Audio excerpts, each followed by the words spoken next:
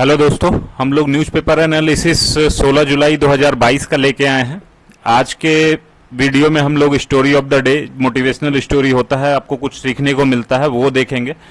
और जो पहला केस डिटेक्ट हुआ है मंकी पॉक्स का केरला में, उसके बारे में जानेंगे। और केरला है इतनी सारी बीमारियों का ऑरिजिन क्यों है वो जानेंगे। ये हिंदू इंडियन एक्सप्रेस किसी में नहीं था, फर्स्ट पोस्ट का एक आर्टिकल आया था कल, वो मैंने पढ़ा था, वहां से मैंने इसको कवर किया है। ये आपकी क्यूरियोसिटी के लिए भी अच्छा है। और यूपीएससी इस तरीके के सवालों को अक्सर पूछता आया है कि उस एरिया में ही क्यों, जैसे पास्ट में भी क्वेश्चन पूछा है कि हरियाणा और वो सारा जो एरिया है वहीं पे बहुत ज़्यादा इकोनॉमिकली वेल ऑफ है, लेकिन वहाँ पे ही फीमेल फ्यूटिसाइड वाला जो प्रॉब्लम है उसी एरिया में क्यों है। तो ये सारा प्रॉब्लम अक्सर यूपीएससी पूछता है, तो आज हम लोग इसको देखेंगे। फिर अगला जो बाकी 3 आइटम है वो इंडियन एक्सप्रेस से लिया गया है। Polite protester, national institute ranking framework और इम्यूनाइजेशन ड्यूरिंग पैंडेमिक, इस पे यूएन का एक डेटा आया है, तो उसको हम लोग देखेंगे और कैसे उसको यूज कर सकते हैं हमारे एग्जाम में, आंसर राइटिंग में, उस चीज को सीखेंगे। तो हम लोग शुरू करते हैं आज का सेशन। तो ये स्टोरी ऑफ द डे, इसका टाइटल अगर देखें तो काइट विदाउट ए थ्रेड, वो टाइटल अपने आप में बहुत कुछ कह रहा है। अगर हम एक बार कहानी सुनेंगे तो समझेंगे कि क्या ये टाइटल था। तो एक बार एक पिता और उसका बच्चा जो है दोनों जाते हैं साथ में काइट फ्लाइंग फेस्टिवल, वहां पे जाते हैं। बच्चा वहां जाके बहुत ही खुश हो जाता है, पूरा आसमान रंग बिरंगे पतंगों से भरा हुआ है। और बच्चा अपने पिता से कहता है कि मुझे भी आप एक पतंग और साथ में जो धागा है रोलर उसके साथ में आप लाके दे दीजिए ताकि हम भी पतंग उड़ा सकें। उसके जो पिता हैं वो पतंग लेके आते हैं और बच्चे को दे देते हैं। बच्चा पतंग उड़ाने लग जाता है और पतंग थोड़ी देर में आसमान में ऊपर चला जाता है, काफी हाइट उसको मिल जाती है। थोड़ी देर के बाद बच्चा पापा से कहता है अपने कि मुझे लगता है ये कि जो धागा है ये पतंग को और ऊपर जाने से रोक रहा है, अगर हम ये धागा तोड़ देते हैं तो ये फ्री हो जाएगा और बहुत और ऊपर जाएगा जितना अभी है। तो वो अपने पिता से पूछता है पापा इसको तोड़ दे क्या। तो उसके जो फादर हैं वो रिप्लाई करते, वो जो है धागा को तोड़ देते हैं। थोड़ी देर तक पतंग ऊपर जाता भी है, लेकिन धीरे धीरे पतंग फिर नीचे आने लगता है और फिर नीचे गिर जाता है।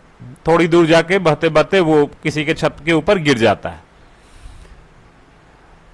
बच्चा थोड़ा सा मुरझाया हुआ अपने पापा से पूछता है, बताता है उनको कि मुझे लगा ये तो ऊपर जाएगा लेकिन ये तो नीचे गिर गया पापा, ऐसा क्यों हुआ पापा। वो अपने पापा से पूछता है। तो उसके जो फादर हैं वो एक्सप्लेन करते हैं कि जिंदगी में भी हम लोग जब हाइट पे होते हैं, बहुत ऊंचाई पे होते हैं, तो हम लोग को ऐसा लगता है कि बहुत सारी चीजें ऐसी हैं जो हमें रोक रही है, हमें बांध के रखी हुई है, हमें और ऊपर जाने से रोक रही है। उसी प्रकार से जो धागा है वो भी ऐसा लग रहा था कि पतंग को रोक रहा है, लेकिन वो पतंग को रोक नहीं रहा था, उसको प्रॉपर डायरेक्शन देने में मदद कर रहा था। तो यही चीज कई बार जो नए युवा बच्चे होते हैं, एडोलेसेंट एज, उसमें अक्सर ऐसा लगता है बच्चों को कि उनका फैमिली, फ्रेंड और काफी जो नजदीकी लोग हैं जो भी उनको किसी चीज पे रोक टोक करते हैं, उनको लगता है कि ये हमको रोक रहे हैं, कुछ करने से आगे बढ़ने नहीं दे रहे हैं। लेकिन ये एग्जाम्पल दिखाता है कि वो कितना इंपॉर्टेंट है। अगर प्रॉपर डायरेक्शन में हम लोगों को नहीं गाइड किया जाए तो हम लोग कभी भी भटक सकते हैं जीवन की यात्रा में। तो इसलिए जो दोस्त हैं, फैमिली हैं, नियर वन है, उनका इंपॉर्टेंस हमेशा आपको जीवन में समझना चाहिए। अब इसका यूसेज देखें तो कहां पे है यूसेज। ऐसे में ऑब्वियस चीज है कि ये बहुत ही इंपॉर्टेंट रोल प्ले करता है। इस तरीके का एनेक्डोट या कुछ से अगर हम लोग ऐसे अपना शुरू करते हैं तो एग्जामिनर काफी खुश हो जाता है। इसको किस तरीके के एसेज में यूज करेंगे, वैसा सारा ऐसे जहां पे कि कुछ वैसा चीज होगा जिसकी वजह से उसका ग्रोथ रुका होगा और ये सजेस्ट किया जाएगा कि अगर इसको छोड़ दिया जाए तब ग्रोथ काफी अच्छा होगा। और फॉर एग्जाम्पल अगर हमारे देश में यही बोला जाए कि कुछ कम्युनिटी है जिसकी वजह से पॉपुलेशन बढ़ रहा है तो उसको छोड़ दिया जाए, उसको खत्म कर दिया जाए, तो इस तरीके का जो इथनिक डाइवर्जेंस है हमारा, उसके बेसिस पे कंफ्लिक्ट रेज करने के लिए कुछ कुछ माइंडसेट उस तरीके का आता है। तो उसको काउंटर करने के लिए ये एग्जाम्पल बहुत ही अच्छे तरीके से पुटअप किया जा सकता है। यहाँ पे और भी बहुत सारे यूसेज हैं, इसको आप बहुत ही इनोवेटिवली यूज कर सकते हैं। तो हम लोग चलते हैं ऐसे, जो हमारा मेन आर्टिकल है उस पे आज का, कि टाइम फॉर विजिलेंस। ये द हिंदू में दिया था कि मंकी पॉक्स का पहला केस केरला में कैप्चर किया गया। वहां एक 35 साल का आदमी मंकी पॉक्स वायरस से पॉजिटिव पाया गया है।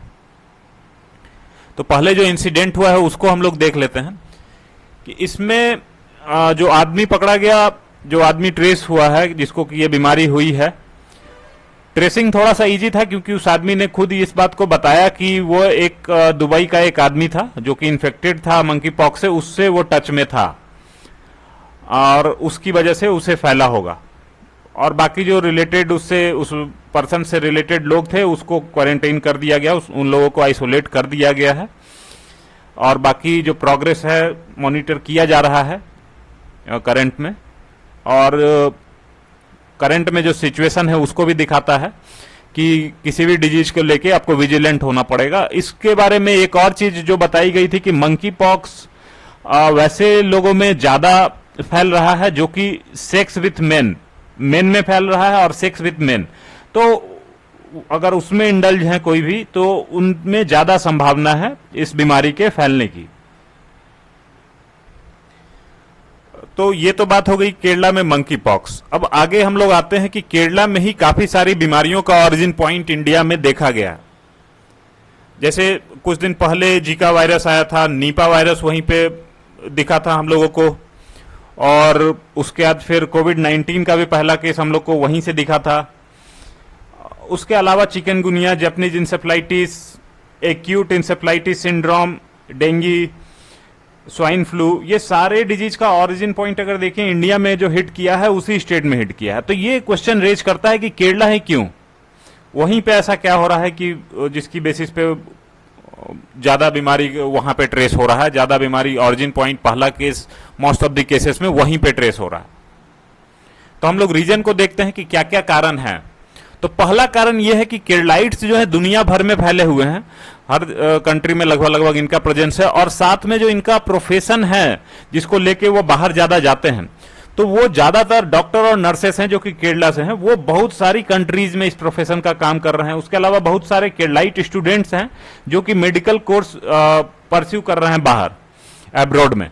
तो ये दिखाता है कंडीशन है हमारा ऑक्यूपेशनल हैजार्ड को लेके। ऑक्यूपेशनल हैजार्ड क्या है कि आप जिस प्रोफेशन से जुड़े हुए हैं उसकी वजह से आपको क्या हानि, उससे क्या क्षति पहुंच सकती है। तो वो क्षति इसी तरीके से दिखेगा क्योंकि वो डॉक्टर्स नर्सेस हमेशा पेशेंट्स के टच में रहेंगे, तो ये उनका ऑक्यूपेशन से रिलेटेड डिजीज है जो कि उनमें आ सकता है। तो ये एक कारण है। दूसरा कारण यह है कि डोमेस्टिक एनिमल्स की पॉपुलेशन डेंसिटी काफी हाई है, तो उससे जो है ह्यूमन कांटेक्ट काफी ज्यादा रहेगा, और ह्यूमन कांटेक्ट रहेगा तो उससे डिजीज ट्रांसमिशन होने का चांस हमेशा बना रहेगा। तीसरा पॉइंट है कि ह्यूमन इंक्रोचमेंट, उनका जो नेचुरल हैबिटेट है वाइल्ड एनिमल्स का, उसमें ह्यूमन इंक्रोचमेंट हुआ है, आदमी का वहां पे हस्तक्षेप हुआ है, उसमें घुसा है आदमी। चौथा पॉइंट अगर देखें कि वेस्टर्न घाट जो कि बहुत ही ज्यादा इकोलॉजिकली सेंसिटिव जोन है और बहुत सारे स्पीसीज वहां पे हैं, बहुत सारे स्पीसीज, हॉट स्पॉट भी माना जाता है इसको इकोसिस्टम में। तो उस एरिया में ह्यूमन एक्सपेंशन हुआ है, और एक्सपेंशन की वजह से हुआ यह है कि जो जंगल में पौधे हैं, जो फूल के फल के ये जो पौधे हैं वो उनमें कमी आई है, जिसकी वजह से जो चमगादड़ हैं, बैट्स हैं, वो ह्यूमन सेटलमेंट की ओर बढ़े हैं। तो और बैट्स को रिजर्वायर माना जाता है नीपा, और उसके अलावा और एक डिजीज है नीपा का है, और इबोला वायरस इसका रिजर्वायर के तौर पे काम कर रहा है। तो ये भी ह्यूमन कांटेक्ट में आने की वजह से उससे भी काफी सारे डिजीज फैल रहे हैं। फिर एक और जो है वेस्टर्न घाट में ही पाया जाता है मालाबार कीवेट कैट्स।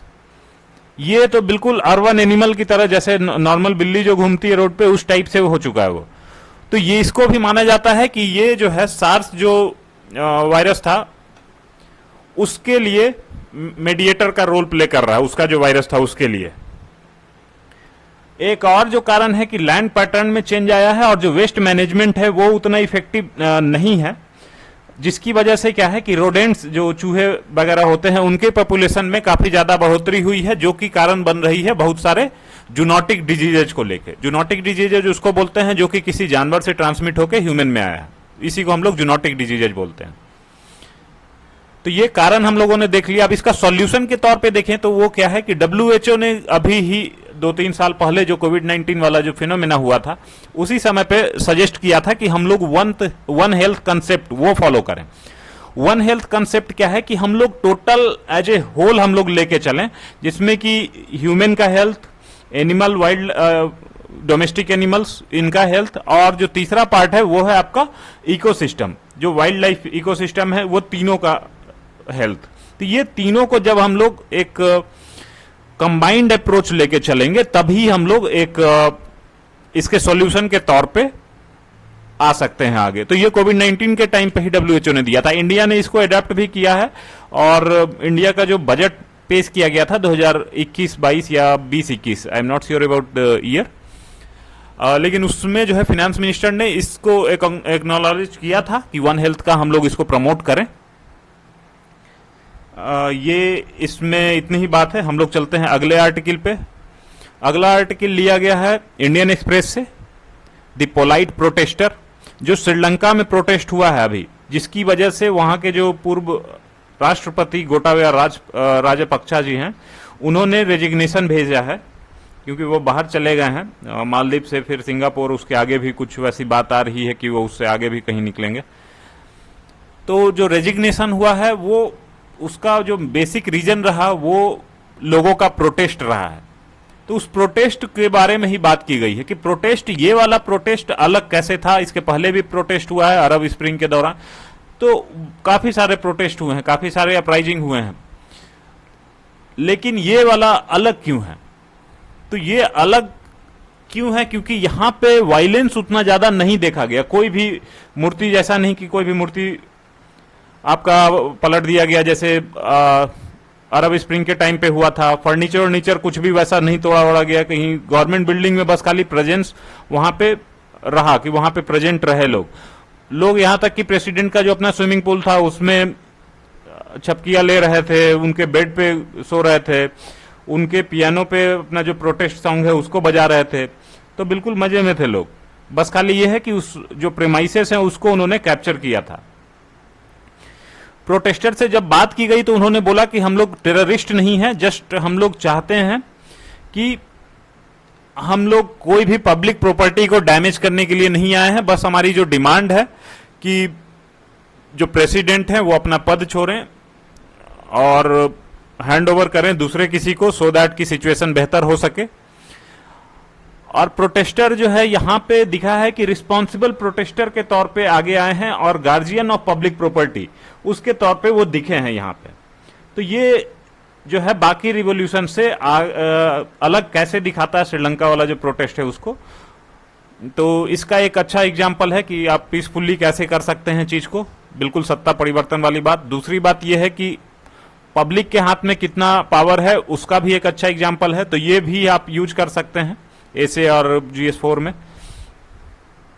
तो आगे आते हैं, अगला जो हमारा आर्टिकल है उसमें तो NIRF ranking, national institute ranking framework, ये आपको रिलीज किया जाता है बाय मिनिस्ट्री ऑफ एजुकेशन के द्वारा। पहले HRD था, अब उसी का नाम बदल के एजुकेशन हो चुका है।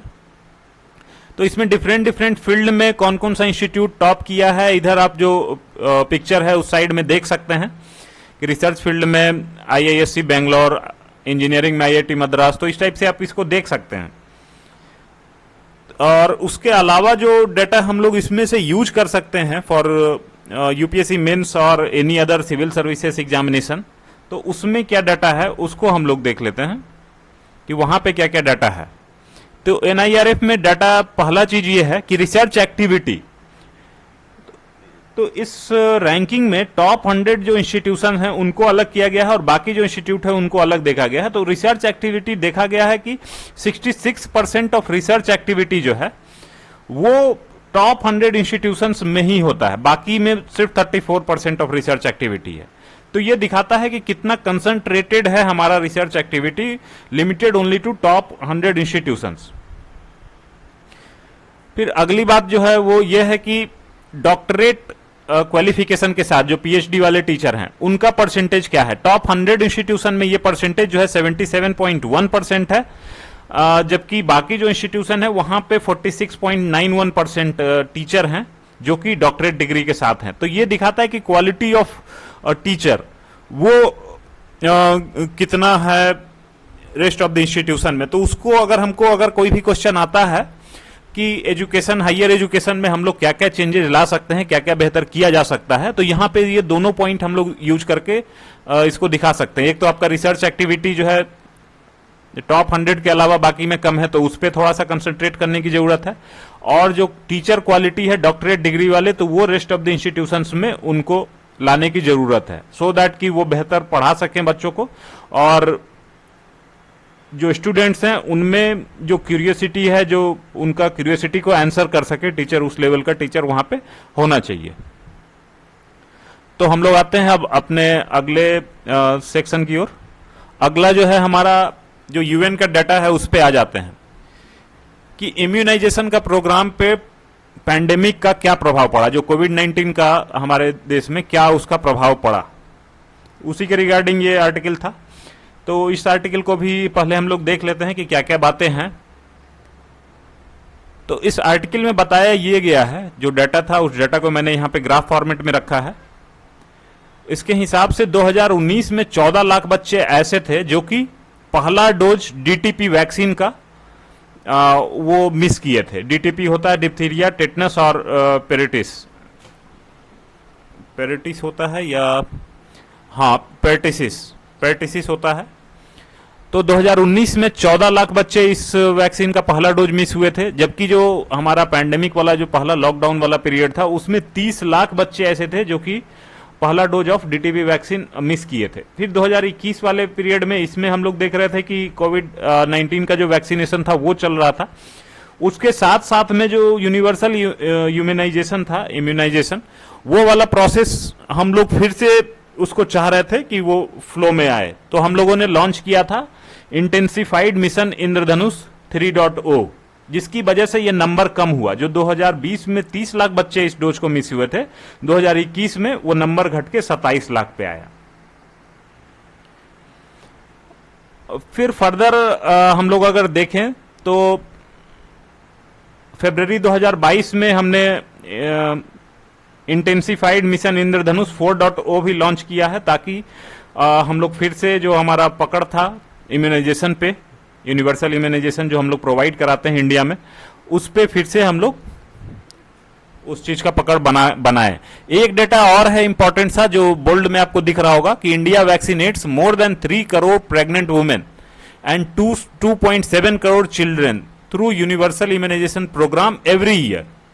तो ये बहुत ही बड़ा नंबर है। तो ये दुनिया का सबसे बड़ा इम्यूनाइजेशन ड्राइव इंडिया चलाता है, और अपने ही देश में सिर्फ नहीं, बाकी जो सबसे बड़ा वैक्सीन का डोनर है वो भी कंट्री इंडिया ही है, जो कि यूनिवर्सल ग्लोबल लेवल पे इंडिया डोनेट करता है, प्रोवाइड कराता है।